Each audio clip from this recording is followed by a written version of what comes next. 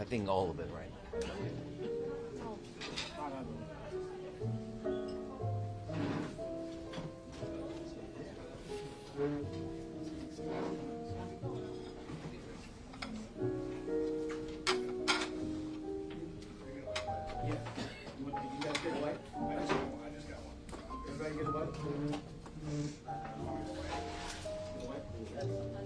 I did get a white. Yeah, that's what I got.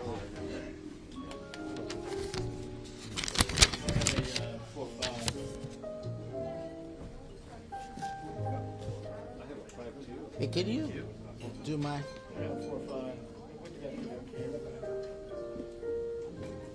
That light works on Spanish sound bites, right? You know, Kenny, as soon as they start speaking Spanish, he kills the light. Oh, is that what Yeah. Kenny does it? He does it, yeah. Kenny or Keating? Both. Well, I can see the confusion, but yes, but I was saying Kenny. Okay. I will keep it on. Well, thank you for coming. Good afternoon. And, unfortunately, again, we had to cancel the Cinco de Mayo parade and festivities. It was a hard decision again. Most important because our people are afraid, very afraid of the riots, very afraid of the new administration, Donald Trump. And we've been talking to people in the neighborhood and asking them about the parade. And I said, well, you know what? In the family, we both of us work. So we decide just to work, one of them to stay at home. If something happens, at least one stays at home, and if one gets deported. So, and again, if they're saying that because they could be deported for X reason, we have seen so many things going on around the country, and we don't want to take a chance. I think, it's good to make money for the chamber, for Casa Puebla, but I think it's more important to be safe right now than sorry. And based on that, we decide to cancel the festivities because it's really nothing to have happy about it. And with that situation, we know the businesses are going to lose money again because they prepare themselves to have with food and meat and whatever they have to. They're going to lose again. And but I think the right decision is to be, and again, for the safety of the community. En español, si nos puede decir qué los llevó a tomar la decisión de la cancelación de este Sí, mira, estuvimos haciendo un sondeo en la área, qué es lo que le preocupaba a la gente. Sí, y vimos, bueno, vamos a hacer el desfile. Y decían, bueno, no es mucho que queremos ir. Dicen, dentro de nuestra familia trabajamos los dos y decidimos que ahora va a trabajar solamente una persona para que uno se quede en casa. Y basado en eso, vemos que la gente tiene miedo de salir a comer, tiene miedo de ir a trabajar. Entonces, no hay forma de tener una festividad con este terrorismo que tenemos.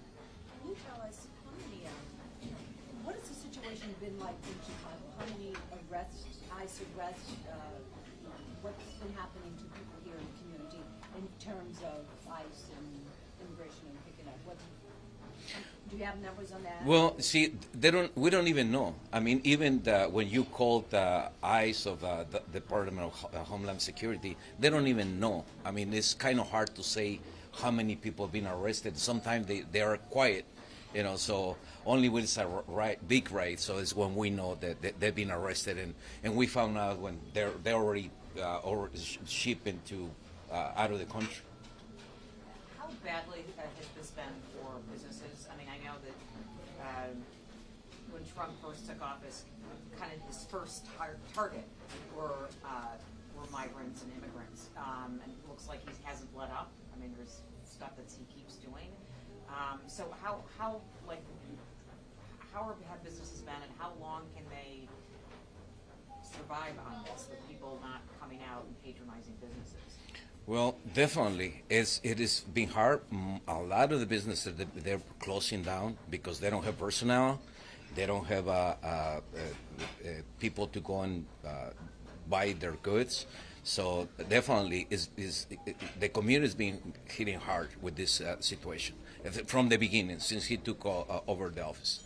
Do you have a message for anybody out there about, maybe it's okay to come in and just, eat at a restaurant? Well, honestly, it is good. I mean, it's good to go out with your family and enjoy, but it's not up to what we want. Of course, we want them to come and enjoy, have time with the family. But the problem is they cannot even drink a beer because they say, well, something will happen. So they decide better to stay home and save money.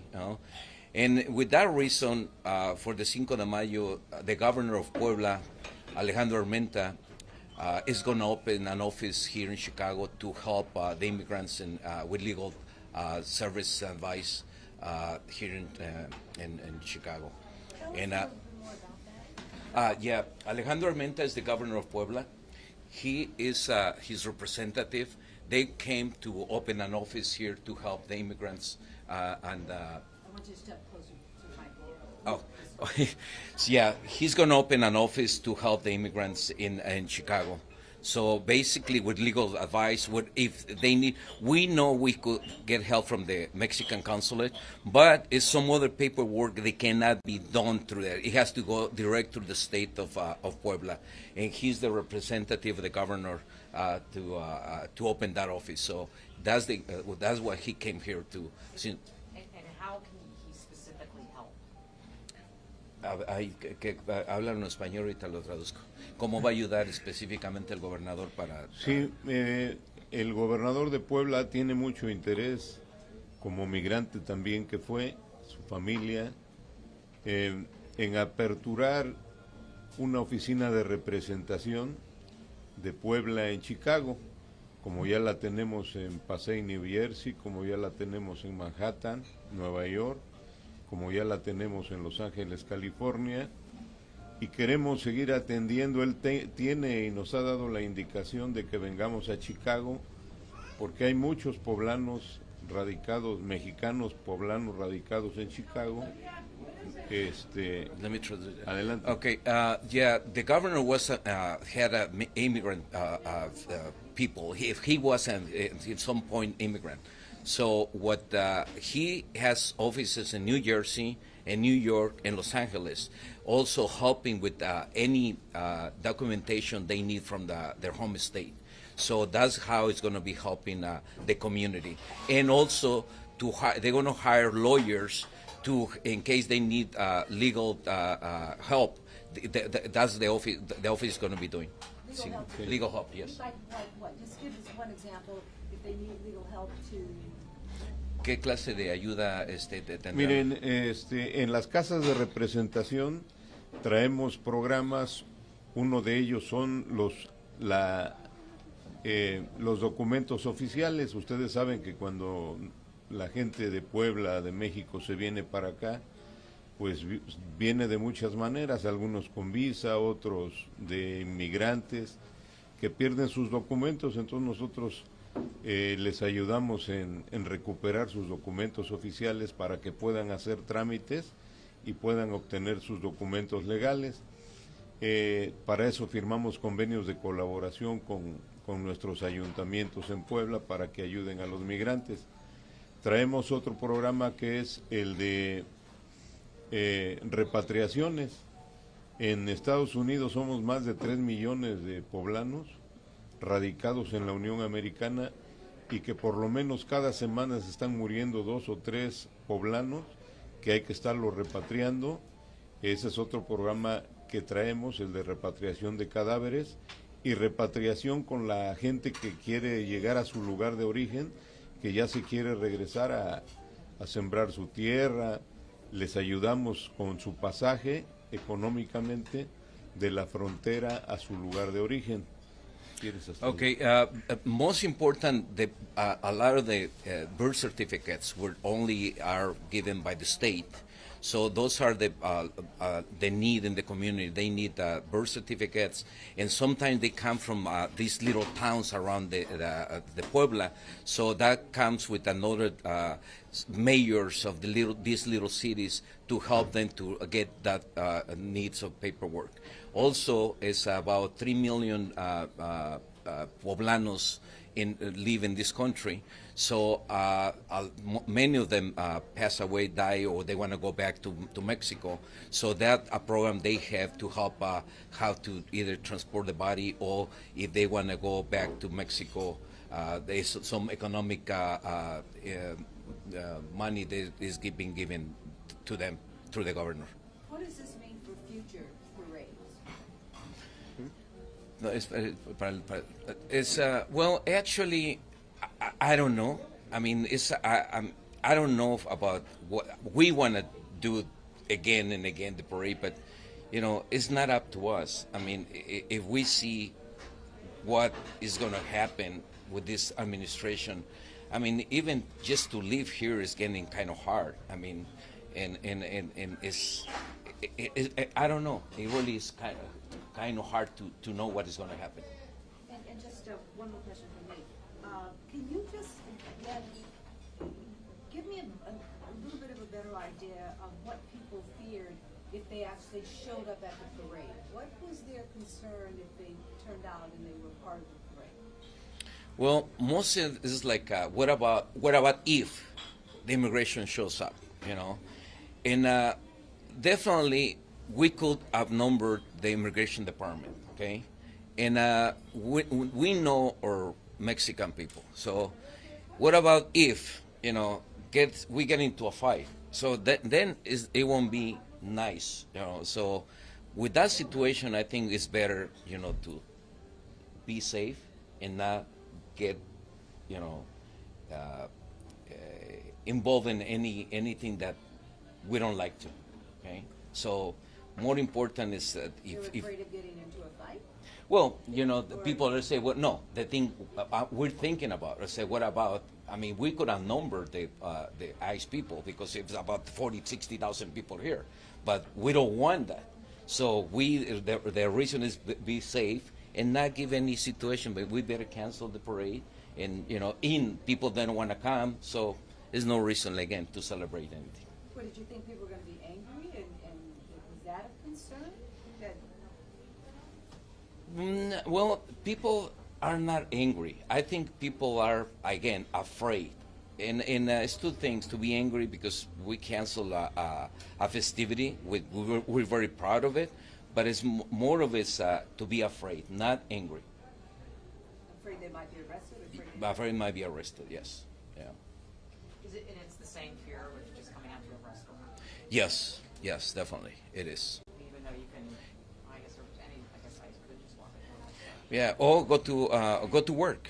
I mean, people go to work and they're afraid. I mean, if we know some people, they do not have the proper paperwork, so so they, you know, either they decide to start taking Ubers, you know, that's more expensive, but you know. So you say they're already afraid to go to work, they're already afraid to go to restaurants, and so just add this to the list? Yes, basically, you know, what's next tomorrow.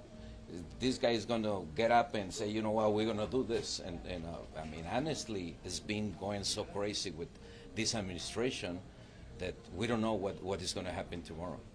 I assume the sponsors help fund the parade. And it's my understanding that half of the sponsors pull out. But you're saying also that this was not the reason for canceling the parade. That the sponsors pull out because they apparently are aware of the fear within the community. Puede contestar en inglés, en español. Okay, yeah, well, definitely. I mean, our sponsors went down 50%, but that was not the reason to cancel it because I mean, we could still have the parade going on. More important is to, again, safety in the community is not to make money, but we still, like I said, we'll still make the parade going on, but it's about the safety. Sí, y nuevamente, sí, perdimos a 50% de nuestros patrocinadores, pero realmente no es la razón por que se cancela. La razón que se cancela es para tener seguridad entre nuestra gente. Sabemos lo que está pasando en todo el país, entonces, ¿para qué provocar una situación que creemos que puede ser perjudicial para las familias? And how much will you lose? If sponsorship went down 50%, or just canceling the parade, what are your losses? Well, I would say we would lost probably about $1.5 million for the chamber, and I mean the businesses probably they want to be losing about and CERMA between $5 and $6 million because the whole weekend, you know. So there's a lot of money. And that, then they lose that money because customers aren't there, because, well, why are businesses losing? Yeah, because customers are not there. Basically, I mean, we draw tons of people on that weekend, the parade, and you know, we have the festival. The people come; they like to come to the restaurants also, and they're packed pretty much. Can I have you say and spell your name and your title? Sure. Hector Escobar is ESCOVAR, and I'm the president of the Cermak Road Chamber of Commerce in Casa Puebla. And then his title and Tu nombre y tu apellido y Mi tu nombre Felipe David Espinosa Rodríguez, represento al gobierno del estado de Puebla.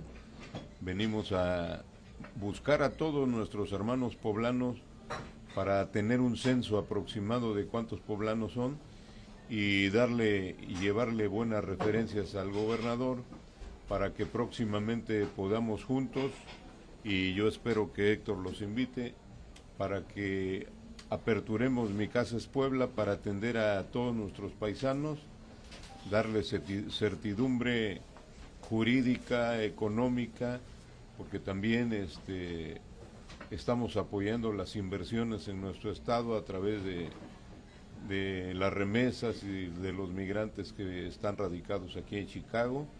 Tenemos toda la disposición de atenderlos, a los que están aquí y a los que han sido deportados también los estamos recibiendo con los brazos abiertos, siguiendo las políticas de la presidenta de la República, Claudia Sheinbaum, de México te abraza o te recibe con los brazos abiertos.